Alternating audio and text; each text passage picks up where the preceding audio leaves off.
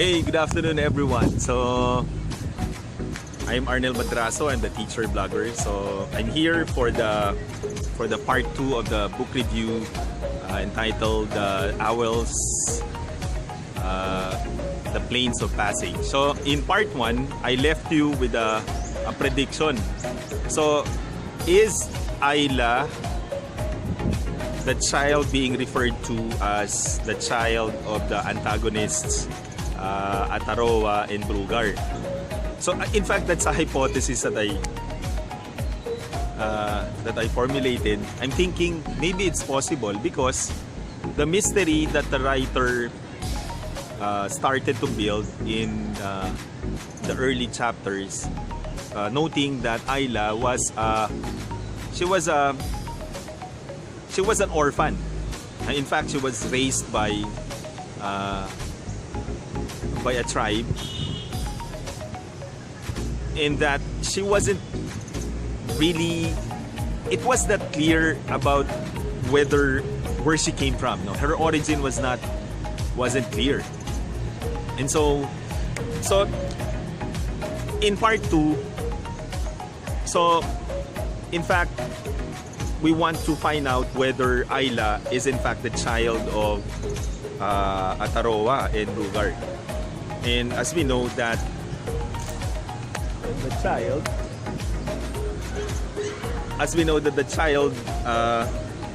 was, in terms of gender, it wasn't clear whether the child was a boy or a girl. What was clear was that he or she was hidden in the community. But then after the death of Brugar, he was poisoned by Ataroa. That's a story. After the death of Brugar, it wasn't clear what really happened to the child. But it was only mentioned that in the conversation that the child was in prison with other men, because the rule is there's a psychological problem on the part of Ataroa because she developed this antagonistic attitude towards men. And so it was really very unfortunate on the part of the child, because it was mentioned that the child was a boy. In fact, he was in prison, and then together with the male prisoners, maybe he was killed. It wasn't really clear. So that's why I was hypothesizing on the point that perhaps that child was in fact Ayla. So it was mentioned that physically there was physical deformities, no? So now let's try to find out what happened in the end. So here's what happened. So they returned. So from their place, they decided to return because they want to help children and old people be free from their prison. And so that was what happened. So they returned. And so as a reader, you can already predict what will happen. There will be confrontation, there will be killings, there will be fighting. So in fact, that is what happened. They returned, and then Ataroa offered a feast for them. And of course, we would know as a reader that feast is already their end. And so she prepared food, abundance of food, and then there's this drink that Ataroa offered to them. And that's it contained certain mushroom substance that can make you dizzy. It's like the liquor for the tribe. So they tried it, and then eventually that's really the plan. The grand plan was to get them drunk. The visitors, they get them drunk and then kill them. Oh, so what happened was, when they were already there at the feast, as a reader, you can already feel the intensity. So the climax was there. You would know what will happen. So who will die? Who will be saved? And so there was a commotion. There was an attempt already to throw the spear at the visitors, to Ayla and Jondalar. But then you know what happened? They were saved by the wolf. So the wolf was the friend of Ayla, and the wolf attacked directly at Ataroa, and Ataroa was killed.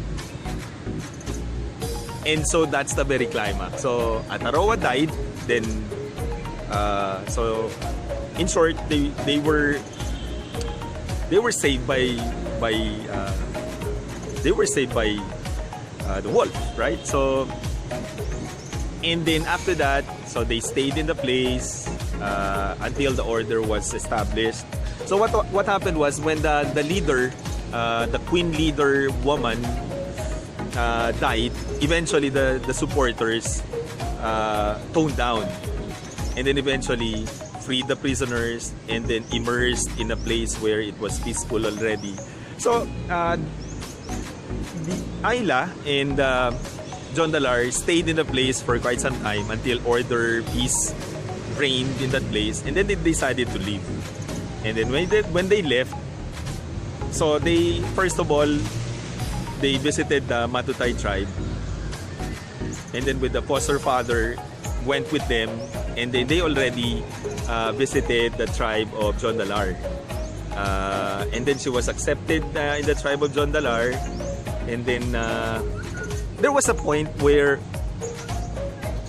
when John Dalar and Ayla were intimately talking, there was a point where Ayla shared about how painful it was to not be accepted by any tribe because of her deformities. So, deformities meaning she was kind of special in terms of her appearance, and she also has this ability to communicate with animals.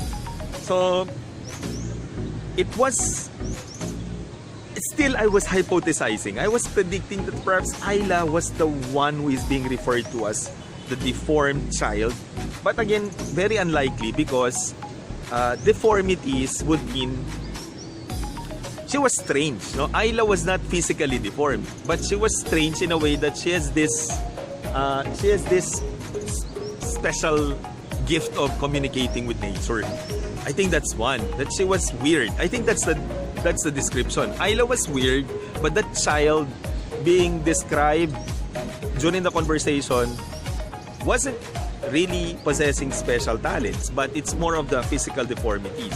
They wouldn't know whether that child was male or female. So, but perhaps it could be possible, no? That's the mystery that perhaps book 3 will be offering. That Ayla was in fact the daughter of Brugar and Ataroa. But for now, it wasn't really mentioned. It wasn't clear. The word, I think I'm still banking on the word deformity. Weird. For Ayla, she was weird, but not necessarily physically deformed. Because the child of Brugar and Ayla, the purpose of that child was to establish the consequence when the men would hurt the woman who was pregnant. So that's the consequence when you are going to hurt the child who was pregnant. And I think that served the purpose of the child, to actually serve as a awareness that we should take care of women, not hurt women.